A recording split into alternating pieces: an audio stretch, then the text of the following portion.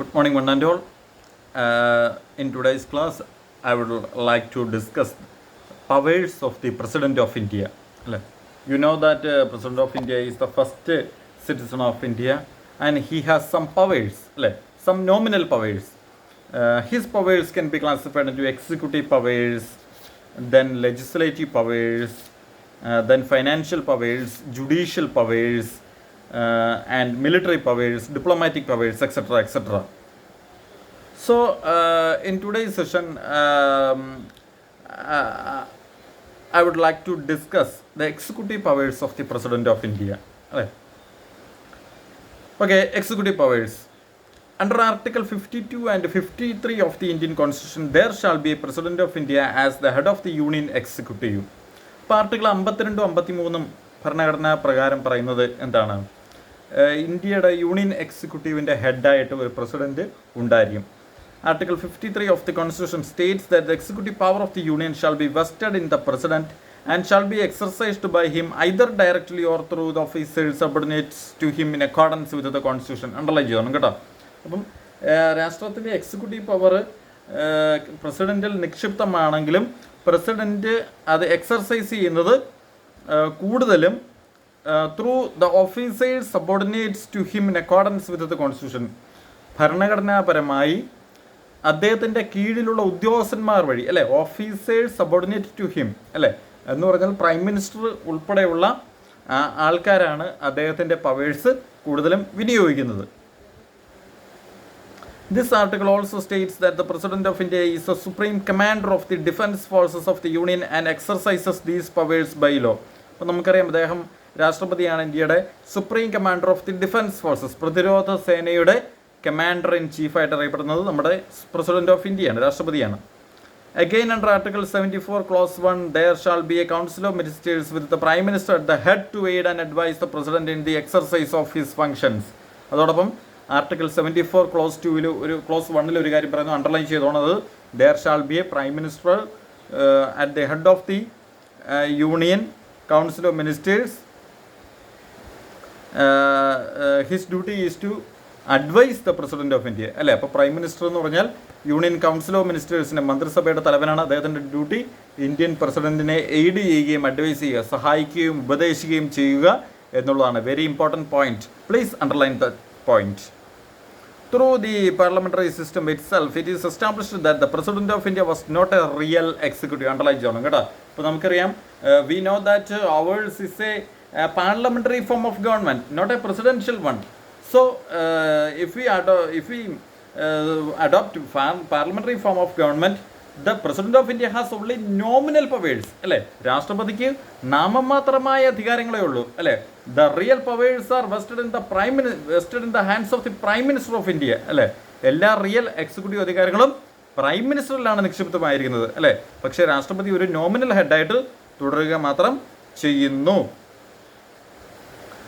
Prior to the 42nd Constitutional Amendment Act in 1976, there was no specific constitutional provision making the President bound to act in accordance with the advice tendered by the Council of Ministers. Through the parliamentary system itself, it is established that the President of India was not a real executive, but after the 42nd Constitutional Amendment Act in 1976, amended Article 74, Clause 1 to insert the term shall by making it obligatory for the President to act in accordance with the advice of the ministers. അപ്പം 42ാം ഭരണഘടനാ ഭേദഗതിയിലൂടെ ഒരു കാര്യം വ്യക്തമാക്കി, ഭരണഘടനയിലെ shawl എന്ന വാക്കുകൂടി ഇതിനകത്ത് ഉൾപ്പെടുത്തി. എന്നിട്ട് making it obligatory for the president to act in accordance with the advice tendered by the prime minister. പ്രധാനമന്ത്രി കൊടുക്കുന്ന ഉപദേശം അനുസരിച്ച് മാത്രം വേണം രാഷ്ട്രപതി മുന്നോട്ട് നീങ്ങുവാനെന്ന് വ്യവസ്ഥ ചെയ്തു. ഏത് ഭേദഗതിയിലാണ്? 42ാം ഭരണഘടന ഭേദഗതിയിൽ. Okay. The 44th Amendment Act introduced by the Janata government in 1978 retained this provision but added some modification. The Amendment Act provided that the President may require the Council of Ministers to reconsider such advice generally or otherwise, and the President shall act in accordance with the advice tendered after such reconsideration. അപ്പം ഒരു കാര്യം കൂടി പറയുന്നു. 44ാം ഭരണഘടനാ ഭേദഗതിയിൽ Janata government 1978 ഒരു കാര്യം പറയുന്നു. എന്താണ്? പ്രസിഡന്റ് കൗൺസിൽ ഓഫ് മിനിസ്റ്റേഴ്സ് എടുക്കുന്ന തീരുമാനങ്ങൾ ഒരു തവണ വീറ്റോ ചെയ്യാം അല്ലേ, പക്ഷേ വീണ്ടും അവർ അതേ അഡ്വൈസ് തന്നെ പ്രസിഡന്റിന് കൊടുക്കുകയാണെങ്കിൽ പ്രസിഡന്റിന് രണ്ടാമത് വീറ്റോ ചെയ്യാൻ പറ്റത്തില്ല അല്ലേ.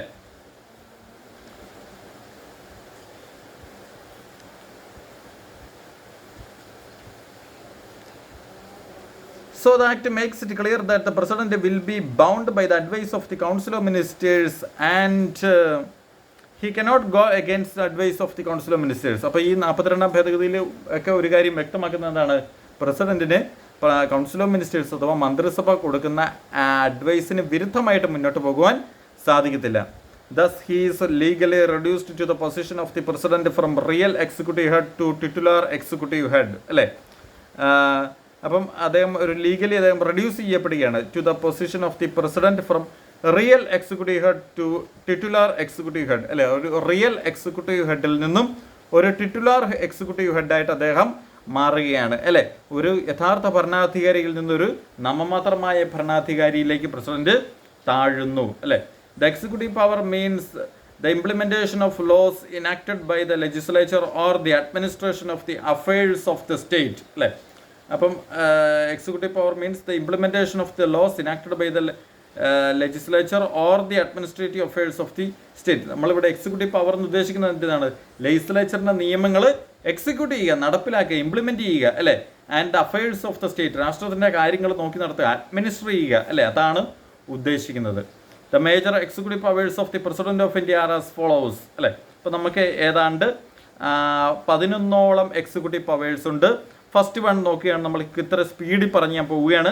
The president of India is the chief executive head of the union and all the executive actions of the government of India are taken in his name. എല്ലാ എക്സിക്യൂട്ടീവ് അധികാരങ്ങളും രാഷ്ട്രപതിയുടെ പേരിലാണ് എടുക്കുന്നത്. അദ്ദേഹമാണ് ചീഫ് എക്സിക്യൂട്ടീവ് ഹെഡ് എന്ന് അറിയപ്പെടുന്നത്. He is the supreme commander of the armed forces. നേരത്തെ discuss ചെയ്ത അതേ കാര്യം തന്നെ അല്ലേ. നാവിക, വ്യോമ, കരസേനകളുടെ തലവൻ, പ്രതിരോധ സേനയുടെ തലവൻ അദ്ദേഹമാണ്. He has the power to declare war or conclude peace അല്ലേ. യുദ്ധം പ്രഖ്യാപിക്കുവാനും അവസാനിപ്പിക്കുവാനും രാഷ്ട്രപതിക്ക് അധികാരമുണ്ട് അല്ലേ. എന്ന് പറഞ്ഞാൽ പേരിന് മാത്രമാണ് അല്ലേ. യുദ്ധം പ്രധാനമന്ത്രിയാണ് തീരുമാനിക്കുന്നത് വേണോ വേണ്ടയോ എന്ന് അല്ലേ. പാകിസ്ഥാനും ഇന്ത്യയും തമ്മിൽ യുദ്ധം വേണോ, ഇന്ത്യ പാകിസ്ഥാനെതിരെ യുദ്ധം ചെയ്യണോ വേണ്ടയോ എന്ന് പ്രധാനമന്ത്രി നരേന്ദ്രമോദിയാണ് തീരുമാനിക്കുന്നത് അല്ലേ. ആ തീരുമാനം പ്രസിഡന്റിനെ അറിയിക്കുക മാത്രമാണ് അല്ലേ. പ്രസിഡന്റ് അത് ഡിക്ലെയർ ചെയ്യുന്നു എന്നേ ഉള്ളൂ അല്ലേ. യുദ്ധം പ്രഖ്യാപിക്കുക മാത്രമാണ് ചെയ്യുന്നത്. Okay. All orders and instruments are to be made and executed in the name of the president. എല്ലാ ഉത്തരവുകളും ഇറങ്ങുന്നത് രാഷ്ട്രപതിയുടെ പേരിലായിരിക്കും. 3. The president also makes rules for more convenient transaction of business of the government of India. Government of ഇന്ത്യയുടെ business നടപടിക്രമങ്ങൾ വളരെ convenient ആയിട്ട് മുന്നോട്ട് പോകുവാൻ അല്ലേ. കൺവീനിയൻറ്റ് ട്രാൻസാക്ഷൻ ഓഫ് ബിസിനസ്, അത് വളരെ ഭംഗിയായ രീതിയിൽ സൗകര്യപ്രദമായ രീതിയിൽ മുന്നോട്ട് പോകുന്നതിന് വേണ്ടി രാഷ്ട്രപതിക്ക് എന്ത് ചെയ്യാൻ സാധിക്കും, ചട്ടങ്ങൾ മുന്നോട്ട് വയ്ക്കുവാൻ സാധിക്കും. പിന്നെ 4th point, the president appoints the prime minister but other ministers are appointed by the president on the advice of the prime minister. ഇപ്പോൾ പ്രധാനമന്ത്രിയെ അപ്പോയിൻറ്റ് ചെയ്യുന്നു, നിയമിക്കുന്നു എന്ന് പറഞ്ഞാൽ സത്യപ്രതിജ്ഞ ചൊല്ലിക്കൊടുക്കുന്നത് രാഷ്ട്രപതിയാണ്. പിന്നെ മറ്റു മന്ത്രിമാരെല്ലാം അല്ലേ നിയമിക്കുന്നത് പ്രസിഡന്റ് ആണെങ്കിലും പ്രൈം മിനിസ്റ്റർ ആണ് ഇതിനകത്തൊക്കെ തീരുമാനമെടുക്കുന്നത്.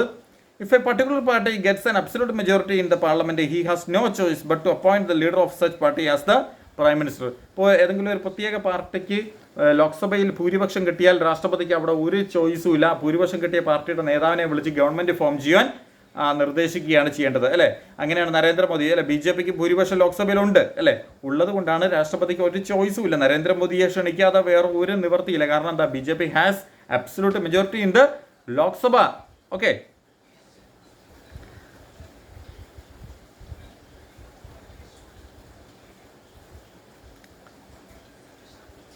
If a particular, okay, അത് പറഞ്ഞു. The president may have some discretion in the selection of prime minister if no single party has a majority in the Lok Sabha. ലോക്സഭയിൽ ഒരു പാർട്ടിക്കും മെജോറിറ്റി ഇല്ലെങ്കിൽ അങ്ങനെ വന്നാൽ രാഷ്ട്രപതിക്ക് ഒരു ഡിസ്ക്രിഷൻ ഉണ്ട്, ഒരു വിവേചനാധികാരമുണ്ട്. രാഷ്ട്രപതി president of India has the right to select any leader of any political party and to form the government അല്ലേ. ഗവൺമെൻറ് ഫോം ചെയ്യാൻ ആരെയും രാഷ്ട്രപതിക്ക് ഇഷ്ടമുള്ള ആളെ വിളിക്കാവുന്നതാണ് അല്ലേ. അവിടെ ഒരു ഡിസ്ക്രിഷൻ ഉണ്ട്. The council of ministers holds office during his pleasure അല്ലേ. രാഷ്ട്രപതിയുടെ സാറ്റിസ്ഫാക്ഷനിൽ ആണ് മന്ത്രിസഭ തുടരുന്നത് എന്ന പേരിന് നമുക്ക് പറയേണ്ടി വരും. Fifth point, all the major executive appointments of the union government are also made by the president. They include the governors of the states. സംസ്ഥാന ഗവർണർമാരെ നിയമിക്കുന്ന ഒരുപാട് പേരെ അപ്പോയിന്റ് ചെയ്യുന്നത് രാഷ്ട്രപതിയാണ്. സത്യപ്രതിജ്ഞ ചൊല്ലിക്കൊടുക്കുന്നത് രാഷ്ട്രപതിയാണ്. They include governors of states, സംസ്ഥാന ഗവർണർമാർ, the chief justice and other judges of the supreme കോടതിയിലെ ഹൈക്കോടതിയിലെ chief ജസ്റ്റിസും ജഡ്ജസും, the attorney general of India, ഇന്ത്യയുടെ attorney general, the comptroller and auditor general of India, the chief election commissioner and other election commissioners of India's Chief Vigilance Commissioner, Chairman and other members of the Union Public Service Commission and Joint Public Service Commission, the Finance Commission, National Human Rights Commission, ദേശീയ മനുഷ്യാവകാശ commission, the Backward Class Commission, National Commission for Women, Linguistic Minority Commission, etc., വനിതാ commission അല്ലേ. ഇതിൻ്റെയൊക്കെ ചെയർപേഴ്സണൊക്കെ രാഷ്ട്രപതിയാണ് appoint ചെയ്യുന്നത്. He also nominates 12 members to the രാജ്യസഭയിലോട്ട് 12 അംഗങ്ങളെ നാമനിർദ്ദേശം ചെയ്യുന്നു. And 2 members of Anglo Indian community to ലോക്സഭയിലോട്ട് 2 ആംഗ്ലോ ഇന്ത്യൻ കമ്മ്യൂണിറ്റിയിൽപ്പെട്ട ആൾക്കാരെ രാഷ്ട്രപതി നോമിനേറ്റ് ചെയ്യുന്നു. രാഷ്ട്രപതി നോമിനേറ്റ് ചെയ്യുന്നു പറഞ്ഞാൽ പേരിനാണ്. പ്രധാനമന്ത്രിയാണ് ആ ആംഗ്ലോ ഇന്ത്യക്കാരെ ആരാണ് സെലക്ട് ചെയ്തത്, എന്നിട്ട് രാഷ്ട്രപതിയോട് സത്യപ്രതിജ്ഞ ചൊല്ലിക്കൊടുക്കാൻ പറയുക മാത്രമേ ചെയ്യുന്നുള്ളൂ. In making some of the appointments, the president is required by the constitution to consult other than his ministers as well. അല്ലേ, അപ്പോൾ ഈ നിയമനം എല്ലാം നടത്തുന്നതിന് മുമ്പ് പ്രസിഡന്റ് എന്ത് ചെയ്യണം? പ്രൈം മിനിസ്റ്ററും കൗൺസിൽ ഓഫ് മിനിസ്റ്റേഴ്സുമായിട്ട് കൺസൾട്ട് ചെയ്യണം അല്ലേ. എന്നിട്ട് അവർ പറയുന്നത് കേട്ട് രാഷ്ട്രപതിക്ക് മുന്നോട്ട് നീങ്ങുവാൻ സാധിക്കുകയുള്ളൂ അല്ലേ. പിന്നെ അതോടൊപ്പം ഇതേപോലെ ഇത്രയും ഡിഗ്നിറ്ററീസിനെ റിമൂവ് ചെയ്യുവാനും അദ്ദേഹത്തിന് സാധിക്കും. The president has the power to remove his ministers, governor, attorney general etcetera അല്ലെ. ഇവരെയൊക്കെ നീക്കം ചെയ്യുവാൻ സാധിക്കും അല്ലെ. നീക്കം ചെയ്യണമെങ്കിൽ അത് പാർലമെന്റിൽ അല്ലെ. ഇവരെയൊക്കെ ചിലപ്പോൾ ഇംപീച്ച്മെന്റ് ചെയ്തായിരിക്കും പുറത്താക്കുന്നത്. അപ്പോൾ രാഷ്ട്രപതി ആ ഓർഡർ ഇറക്കുക മാത്രമാണ് രാഷ്ട്രപതി ചെയ്യുന്നത്.